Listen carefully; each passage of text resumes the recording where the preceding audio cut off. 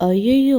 பொய்யா பேசுறாங்கப்பா. கள்ளக்குறிச்சி கள்ளச்சாராய மரணங்கள் விவகாரத்துல கைதான வியாபாரிகள் மீண்டும் ஜாமீன்ல வெளிவந்து கள்ளச்சாராயம் காய்ச்சி இதனால தங்கராசு என்ற ஒருவர் உயிரிழந்திருப்பதாக பாஜக மாநில தலைவர் அண்ணாமலை தனது எக்ஸ் தள பக்கத்துல செய்தி ஒண்ணு பதிவிட்டிருக்காரு. இந்த தகவல் குறித்து தமிழக அரசு விளக்கம் அளித்திருக்கு. அதாவது பாஜக மாநில தலைவர் அண்ணாமலை பதிவிட்டது தவறான தகவல்னு அரசு மறுத்திருக்கு. அதாவது கடந்த 2024ஆம் ஆண்டு கள்ளக்குறிச்சி விஷச்சாராய சம்பவம் நிகழ்ந்த போது அந்த ஆண்டு ஜூலை 19ஆம் தேதியே மர்மமான முறையில தங்கராசு அப்படிங்கிற ஒருத்தர் இறந்து கிடந்திருக்காரு. அவரது இறப்புக்கு விஷச்சாராயம் தான் காரணம்னு தற்போது தெரிய வந்திருக்கு. இதையடுத்து சிறையில் இருக்கும் தாமோதரன் மற்றும் கோவிந்தராஜன் மீது வழக்கு பதிவு செய்து நீதிமன்றத்துல ஆஜர்படுத்தப்பட்டிருக்காங்க. ஆனா அவங்க ஜாமீன்ல வெளிவந்து மீண்டும் கள்ளச்சாராயம் காய்ச்சி அதனால இந்த உயிரிழப்பு நடந்திருப்பதாக பாஜக மாநில தலைவர் அண்ணாமலை பதிவிட்டிருக்காரு. கடந்த ஆண்டே உயிரிழந்த ஒரு நபர் தற்போது சாராயம் காய்ச்சி குடிச்சு அதனால உயிரிழந்திருப்பது போல தவறான தகவல் பரப்பப்படுவதாக தமிழக அரசு தனது உண்மை கண்டறியும் குழு மூலமாக விளக்கம் அளிச்சிருக்கு.